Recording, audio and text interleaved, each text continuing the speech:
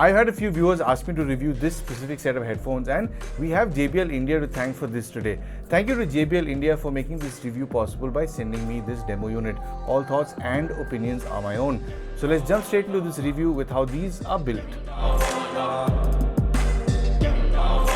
The unboxing experience is fairly straightforward, and it's nice to see that JBL is still sticking to their environmentally friendly packaging as usual. You get a short charging cable, a 2.5mm to 3.5mm auxiliary cable, the literature, and the headphones that sit in a soft material bag. The headphones have a matte finish to them, with the JBL branding having a glossy finish which will catch light at certain angles. The headband and yokes also have a matte finish to them, while the lower end of the band has a glossy one. You can hold on to this area and pull to adjust the band to your comfort. The adjustments for this band have a confident click, so it does stay in place once it's set. The right ear cup has a series of buttons, which are the power button, the ANC mode toggle button, the volume up and down buttons, which also work as skip buttons for media controls, and the play pause button, which also works as an answer and end call button. You also have the 2.5mm port here for when you want to plug in a cable and listen to your music. On the upper end of the ear cup, under the yoke, you'll see the USB-C port for when you want to charge it up. Next to it appears to be a venting port, which is on both ear cups. This will benefit with how these headphones sound to a certain extent. Comfort-wise, the headband does have a shallow cushion, but it is soft and quite easy on the head. The earpads do have some form of memory foam, which are very soft and comfortable on or over the ears, and the clamping force of these headphones, I'd say, is on the medium side of tension. It's not too tight or too loose, it's just right. The earpads are a bit on the smaller side, so these sit on my ears to begin with until I adjust these on my head for my ears to sit in the pads. Once these are resting around my ears, they do feel a lot more snug and comfortable as well. These do collapse into a smaller footprint, so if you do want to put them into a bag, they're easy enough to fold, and if you want to travel with them on, they fold in toward you, so the pads can sit on your collarbone quite comfortably.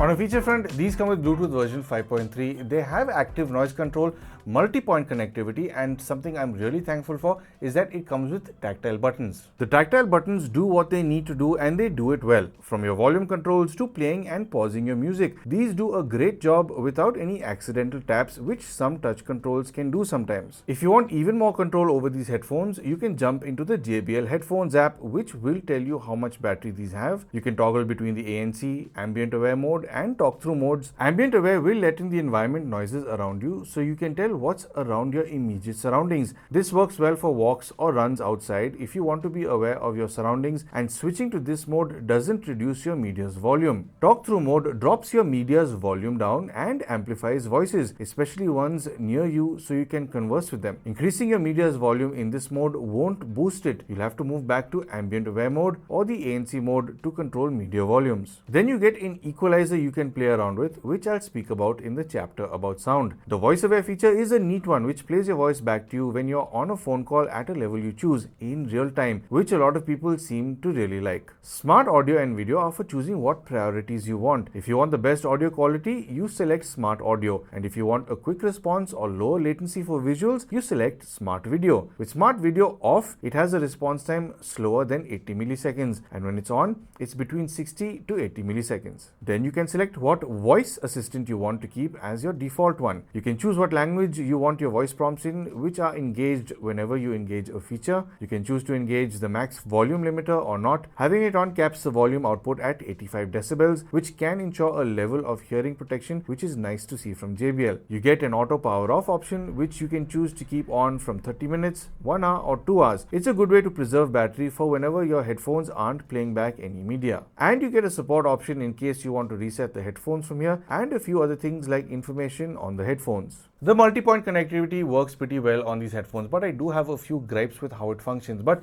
when you are latched onto your computer and your phone, for example, or in my case, I was latched onto my phone and my iPad and listening to media off the iPad. If you do get a phone call and your phone rings, it pauses the media on my iPad and switches over immediately. So I don't have to tussle around with certain modes or with different devices. It immediately latches on there, and I can answer the call, take the call, and it will immediately latch back onto the iPad and resume my media as soon as that phone call is ended, which is quite cool. But where I do feel a bit uncomfortable is if ever I'm consuming media on both devices And if I go to the device that is not playing back media and I press play, it doesn't hand over immediately. In fact, you have to pause the device you're listening to first and then play on the other device. Only then will it play back the media in particular. So it would have been nice to have an auto handover whenever I press play on each device, but I am being a little picky. It does work perfectly well for phone calls, so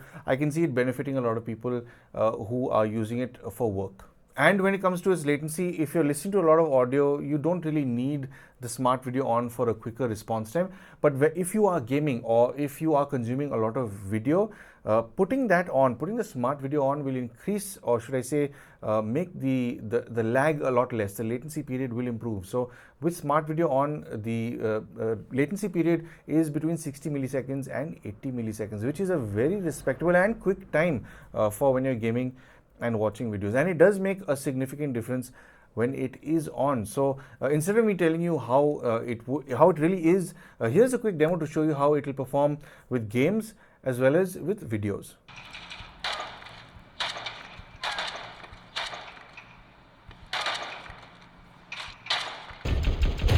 We have taken the lead.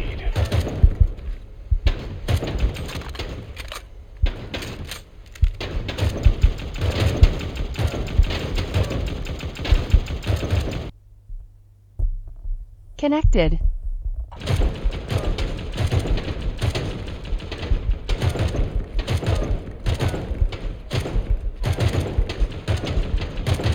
So I've been using these JBL Live 770 NCs for about 6 or 7 months now, and they've not disappointed on any level. The build is held up pretty well. These I take for a few weeks without even ever having to think about charging them up again. So that's one big plus point with these headphones.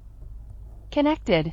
Fabric finish it has on the headband, it does set it apart from the usual headphones that are just made with some sort of a plastic or a sort of a faux leather. So it does have a nice look and feel to it. When it comes to its active noise cancelling, this does handle itself fairly well. In fact, fan motors, AC motors, or droning sounds from engines from out of my studio that are going past, it does a very good job of eliminating, I won't say eliminating, but reducing that volume.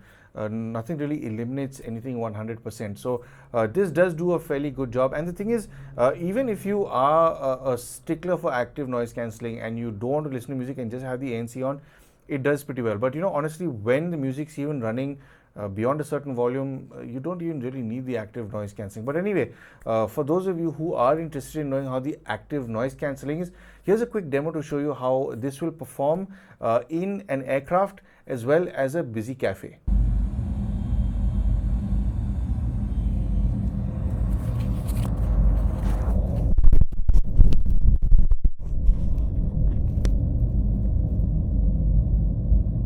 Power on. Connected. Noise cancelling.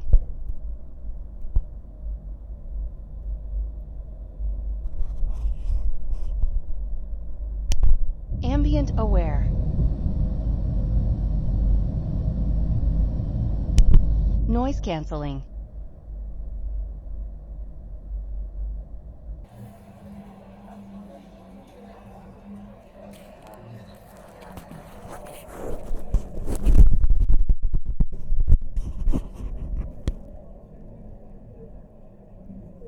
Power on. Connected.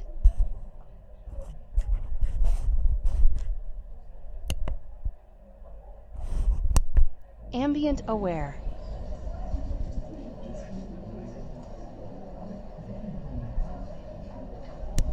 Noise cancelling. So apart from active noise cancelling, this also has environmental noise cancelling for any phone calls you may want to make. So it will try and isolate your voice over all the noise around you for any of those phone calls. So if you do want to see how your voice would carry over to your recipient in a very busy setting, there really is only one way to show you how. So I'm calling from the usual busy street I do all of my call tests from, just to give you a sense of how much this headphone will be dealing with when it comes to its environmental noise cancelling. And of course there's a whole lot of activity here with two-wheelers, four-wheelers. You might get the occasional pressure on from a truck as well, and there is some construction going on over my left shoulder. So these do have a lot to battle. So I have been on the camera microphone all this time, and I'll shift over to the JBL Tune 770 NC microphone. right about now. So this is the overall vocal tonality you can expect to carry over to your recipient. And of course, you are sitting in the reviewer seat to see whether or not you like the way my voice is being carried over to you, because this is how your recipients will hear you. Now, no doubt, this is the worst kind of situation you can be in if you're out on a walk or a run. If, however, you are at home or in office in any controlled environment, it is bound to do a lot better than it does in this kind of situation, quite obviously. So, one thing I do like to do is whenever I do these call tests, I like to shift between some ANC modes just to see if any audio products have an issue with the added load on the ANC algorithm while the ANC algorithm is being played around with. So I'll do that right now. I'll go into the JBL headphones app, and right now, as you can see, I have the ANC on. So what I'll do right now is I'll shift over to the ambient aware mode right now. So she said ambient aware, and I can hear everything that's coming in. I hope nobody blows the pressure on right now, because that's going to be quite uncomfortable. And when you're on a call, you cannot engage talk through mode. It's just completely disengaged. So what I'll do is I'll shift back on the ANC now. And honestly, these do pretty well. They do help mute a lot of the noise over here. Now, no doubt, there is some noise that will bleed in, quite obviously, because nothing cuts out things 100%. But the amount of noise that's being eliminated here, I think I can go on a decent walk on this road. So that's the ANC. But I will switch over from ANC on to ANC off now. Ambient sound control off. So right now, the noise bleeding in for me is completely passive. So right now there is no extra load on the microphone. So right now what I'll do is I'll switch the ANC back on again, so you can see whether or not there is a difference between having it off and on. So this should give you a general idea as to how this performs with its active noise cancelling and its environmental noise cancelling, at least when the active noise cancelling is on. And one more thing, this does have voice aware, which JBL does include in, well, most of their products, if not all. In fact, it's a nice feature to have, because when you switch this on, um, it helps feed your voice in. So right now I can hear my voice quite clearly. So a lot of people don't like not being able to hear their voice clearly when they speak, and it's nice that it has different uh, sort of levels. So you have a low, you have a mid, and you have a high. So obviously while I speak, while the high mode is on, I can hear myself that much clearer. At least the upper mid range feeds in a little more.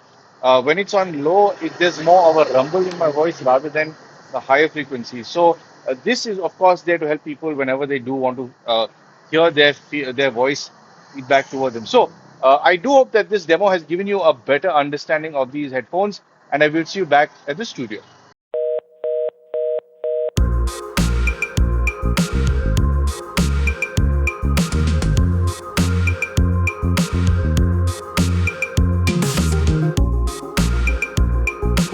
These come with 40mm dynamic drivers, support the SPC and AAC codecs, and it will support the LC3 codec as soon as it's launched. They have a frequency response of 20 Hz all the way up to 20,000 Hz, and if you plan on plugging this in via cable to a music player or your phone, these have a very easy to drive low resistance of just 32 ohms. On a volume front, I'm very comfortable listening to these at about 30% volume. Going beyond that, maybe 50% can get a little too loud for me, so I found myself coming straight down back to about 30, maybe 35%. Now, if you do go below 30% at 25 and 20% volume, then things can tend to thin out a bit. And the one thing I did miss on this is that it doesn't have JBL's dynamic EQ that the Live 770 has. So with the Live 770 dynamic EQ, it boosts the low and upper frequency range. So even at lower volumes, it sounds fairly balanced. You don't find yourself missing the roundedness at lower volumes. So to me, this is fine at about 30%, but I can see a lot of people pushing this up to about 45 or 50% perhaps to get that full roundedness and heaviness in the bass if they do want it.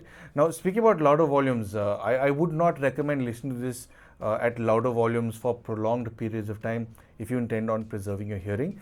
And it's nice to see that JBL has actually given you a max volume limiter of 85 decibels. Once it's on, it caps your volume output at 85 decibels. So even if your volume goes beyond, let's say 80, 90, even 100%, it doesn't let the headphones give you a louder volume than 85 decibels. So it's nice to see someone like JBL even implementing this and standardizing it across all of their products. When it comes to its soundstage, it's as good as it gets for a set of closed back headphones. You have a dead center phantom channel with good left and right separation, and most of your stage sits along a horizontal plane. Now, the bubble that sits within your head does sort of sit at the edge of where the ear cups are. So I'd say it's reasonably wide, and it does contribute towards a good experience. Imaging on a set of headphones that cost as much as these is pretty damn good. In fact, I wasn't expecting it to be so detailed and clear. In fact, a lot of the detail is very well announced. Your nuances can be focused on fairly easily. If you do want to focus in on certain things and appreciate them in your music, it is pretty well detailed. So if you are into enjoying nuances in your music, picking these out is fairly easy to do if you're into doing that. Higher frequencies are a little on the elevated side, but at no point does it give you the sense of being aggressive or piercing, which means this range is fatigue free. There's an ease to the sparkle and shimmers coming off this driver. It's able to remain soft even though you'd expect this range to be on the assertive side. This range carries a good amount of detail without getting over enthusiastic, so you can listen to this range until the battery dies and still have relaxed ears by the end of it. Percussive instruments in this range are tight and well defined in their delivery, and thanks to how well these headphones image, you're able to picture a good structure to your music. Listening to Dream Theater perform Hell's Kitchen, there's a lot of energy in this range, and normally what can be fatiguing with some wireless earphones or headphones, this stays far from. But you're able to hear every single element of any percussive instrument quite clearly and cleanly presented to you with these headphones in this range. It's quite inoffensive here no matter what you throw at it. Mid frequencies are recessed, but it retains a roundedness in the lower mid range,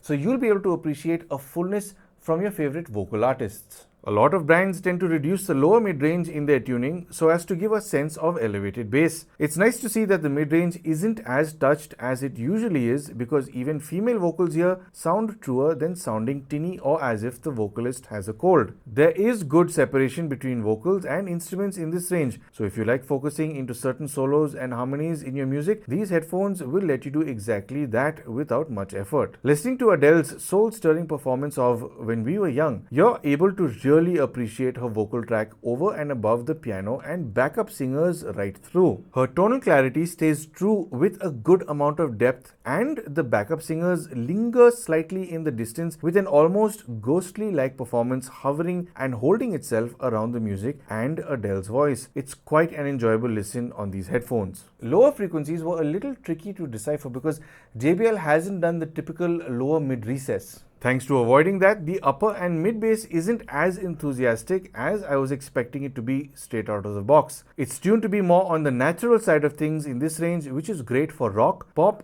jazz, blues, or anything on the lighter side. But where these do have enthusiasm is the sub-low frequency range. It's almost as if it's borrowed all its enthusiasm from the mid and upper bass region, and boy does it have a good amount of weight to it. It's got a rumble to it you can easily miss if your music doesn't have this range in its recording or mix. It's not earwax loosening levels of heavy bass, but it's able to deliver this range without too much effort, which is great for heavier genres of music. Listening to Justin Timberlake and Chris Stapleton perform Say Something, to begin with, these sound a little on the thinner side of things, but when the lower sub frequencies kick in, these are almost like an excited child getting a toy they've always longed for. If you do want to play around with the tuning in these headphones, JBL does have an equalizer within the JBL Headphones app. Now, it is a 10-band EQ with a plus minus 5 dB gain. So there's a lot you can really tweak with this EQ in particular. But if you do want to play around with it manually, JBL has given you 5 separate presets, which are: Jazz elevates the upper and sub bass frequencies along with the highs, which works well for acoustic music. Vocal has a very apparent boost in the mid-range, which will ideally work well for podcasts and audiobooks. Bass has flat highs and mids with a swell beginning from the lower mid-range. This preset will suit a lot of bass enthusiasts since it also boosts the upper and mid-bass regions for a little more kick. This preset does make the mids lose some detail, which is expected with this kind of tuning. Club is on the safer side of things with a slight elevation in the lows and highs, which does give your music a little more kick in the lows and the appearance of a little more clarity in the highs. It's great for acoustic music as well. Studio has a typical studio tuning with pulled down lows. This does help with better enunciation in the mids and highs from vocals and instruments if you're into that. And extreme bass is definitely too heavy for me, but despite being as elevated as the bass is here, it's not as bloated as I thought it would be. It does lose detail like the bass preset in the mids, but it doesn't completely eat up all the detail, which is impressive with this kind of tuning. Considering this does come with a cable, I just had to plug it into my high-res player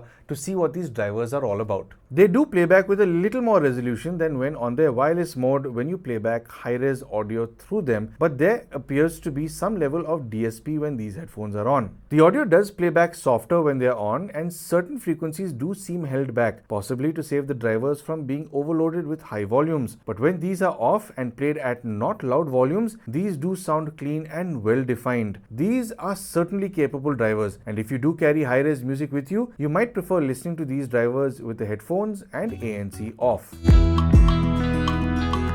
So to sum up, overall on a build front, I think these are put together pretty well. The overall build and feel of them is pretty good, especially for the price that they sit in. And I really like the fact that there's no touch control. I like the fact that there's a whole bunch of tactile controls. The one thing I'm not too comfortable with, if I'm being completely honest, is the ear cups. The ear pads kind of sit onto my ears when I first put them on. So each time I wear them, I have to sort of adjust them so my ears sort of go further in, and it's a lot more comfortable and snug that way. But that's really the only gripe I have with these on a build front. On a feature front, you pretty much get all the latest stuff. You do get your Bluetooth version 5.3.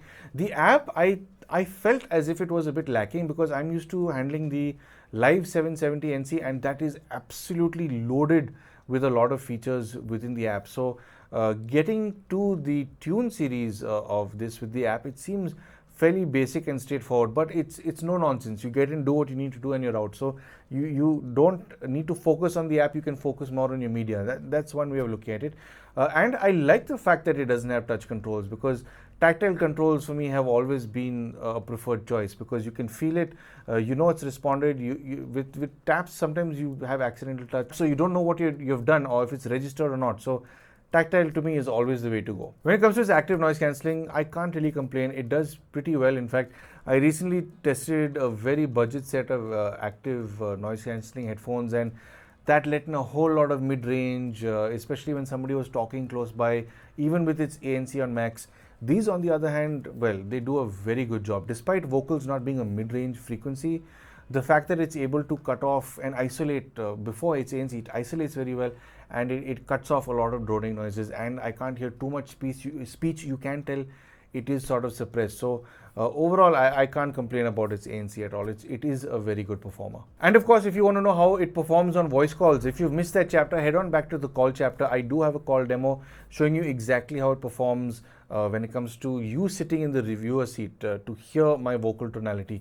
Head on over back there if you do want to see it. And moving on to what's the most important to me, the sound in particular. I was quite taken with this because I was expecting something completely different from this. I was expecting it to be big and boisterous and obnoxious in every range. I was expecting the highs to be piercing. I was expecting the bass to be overbearing, but this has actually been tuned with taste in mind, because the highs are elevated, but they're not shrill. They're not going to hurt your ear. They're not going to cut your ear. They're not aggressive. I was expecting the mid-range to be a little on the sibilant side. Honestly, at least the tracks I listened to weren't exactly sibilant. With some older recordings where they had microphones that may have been sensitive in that range, it can sound sibilant with those recordings, but a lot of newer recordings sound very clean and smooth. It's not exactly sibilant. It doesn't get very close to being there. And the bass, I was expecting to be a lot more exaggerated. I was expecting it to be a lot more, well, in your face. But the upper and mid lower frequencies are well controlled. It is sort of more toward the tighter side than the bloated side. And then the sub-low frequencies is where it takes over. That range is sort of, that is the range that is big. That is the range that gives you that lower rumble for explosions, or even the sub-low frequencies for music. There's a lot of fun over there. So of course, if you don't like the tuning out of the box, it's great that they've got a very extensive manual EQ as well as those presets. And I find a lot of people, in fact, will appreciate some of the tunings they've chosen for the presets. So you don't really have to fiddle much with the EQ. So overall, I do like these headphones. JBL's done a good job, and I think considering its price, its overall detail is it's pretty good. The fact that it images as well as it does, I'd say is pretty good. So anyway, coming to the price of these headphones, well, at the time of recording this video, these do have a maximum retail price of about 9,999 rupees, but they do have a selling price right now of 5,999 rupees. So I'd say that's a pretty good deal.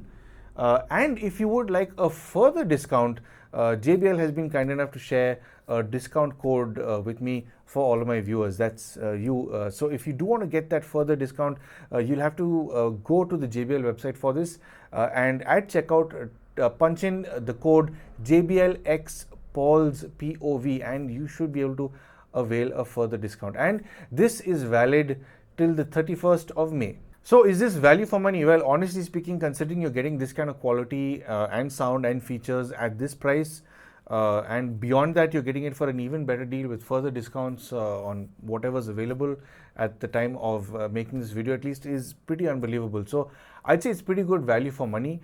The only thing I'd say to keep in mind is if you do have very large ears and you're not comfortable with something on your ears, it can seem like on-ear headphones if you have large ears. But you have slightly, I'd say my ears are kind of medium, so my ears can fit in and it will feel snug. If you have smaller ears, it's no problem. But again, it's a matter of preference if you're comfortable with something like that or not. So overall, I'd say it's super value for money, and I definitely say I would definitely recommend these. So I hope you found this video helpful and informative, and I hope I've helped you make some sort of purchase decision. If you would like to help support the channel, I'm sure you know exactly how to. But of course, thank you for tuning into Paul's POV for some sound advice.